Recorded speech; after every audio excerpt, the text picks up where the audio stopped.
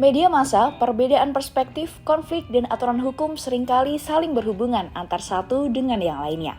Tidak jarang, hubungan ini menciptakan perbedaan pendapat yang berujung pada perdebatan. Masih ingatkah dengan kasus Tara Basro, Jerings, atau Muhammad Arsyad dengan statementnya yang dianggap menghina Presiden Jokowi? Nah, sadarkah kalian bahwa semuanya punya satu kesamaan? Yuk, mari kita kulik lebih lanjut. Regulasi diartikan sebagai pembatasan terhadap apa yang seharusnya dilakukan, baik secara individu maupun kelompok. Joseph Stiglitz menjelaskan jika regulasi dapat mengurangi, bahkan menghilangkan keuntungan sehingga berdampak buruk pada inovasi. Regulasi dapat dikatakan sesuai ketika mampu memajukan inovasi dan meningkatkan kesejahteraan, bukan hanya bagi pihak berwenang, melainkan juga bagi masyarakat kecil. Kalau itu memang pemerintah sih, karena mereka sumber daya terbatas gitu. Perkenalkan, ini Agustinus Diki Prastomo. Pengajar di program studi desain komunikasi visual ya. Tapi pengalaman saya 7 tahun di Trans 7 ya.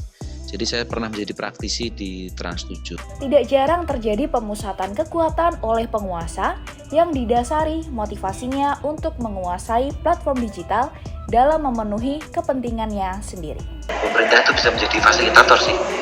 Tapi kalau bekerja sendiri kayaknya akan sulit ya. Karena sumber daya tadi kan terbatas ya. Dan biasanya pemerintah itu bekerja berdasarkan birokrasi, tapi kemudian membuat regulasinya itu akan lama. Meski sudah ada regulasi, tidak menutup kemungkinan bahwa platform akan disalahkan oleh pengguna karena dianggap mengintervensi ruang privat.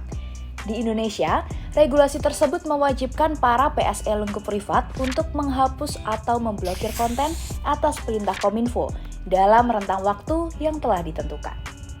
Rentang waktu yang diberikan oleh Kominfo dianggap menyulitkan PSE lingkup privat dalam mempertimbangkan permohonan penghapusan konten. Sampai di sini, dilema pun terjadi.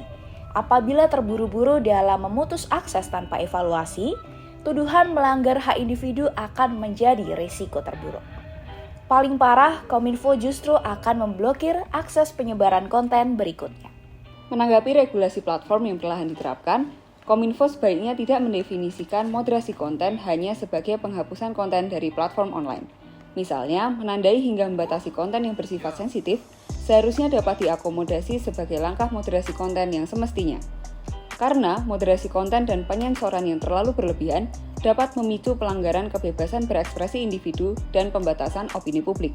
Oleh karena itu, langkah paling tepat untuk Kominfo adalah moderasi konten yang di satu sisi tidak terlalu lemah dan di sisi lain tetap tidak berlebihan.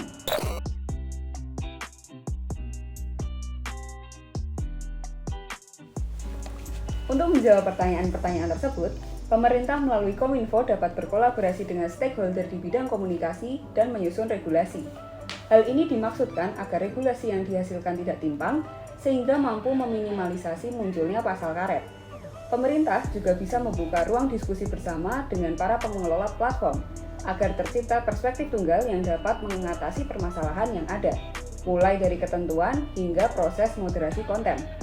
Apabila ruang diskusi ini berhasil, maka beban platform terkait tuduhan pelanggaran hak individu, kebebasan berpendapat, dan pemblokiran dapat dikurangi. Regulasi yang efektif adalah regulasi yang tidak hanya berupaya untuk menyeimbangkan keamanan dalam penggunaan platform, melainkan juga menciptakan ruang aman bagi kebebasan berpendapat. Bagaimana caranya? Yang pertama, lakukan moderasi konten yang lebih dinamis agar tidak hanya diartikan sebagai penghapusan konten. Sistem moderasi dapat dilakukan secara bertahap, dimulai dari peringatan, flagging, hingga pemblokiran atau penghapusan. Tahapan ini sekaligus dapat memberikan kesempatan kepada user untuk memperbaiki kesalahannya. Yang kedua, melakukan koregulasi. Koregulasi ini dimaksudkan untuk menciptakan ekosistem yang aman, inklusif, dan adaptif. Regulasi yang efektif dapat diciptakan melalui sinergi antara seluruh stakeholder dalam ruang lingkup komunikasi. Sebab, masing-masing stakeholder memiliki peranannya masing-masing yang tidak dapat dihilangkan atau digantikan. Oleh karena itu, ruang diskusi menjadi penting dalam upaya menciptakan regulasi platform yang lebih efektif, terutama di Indonesia.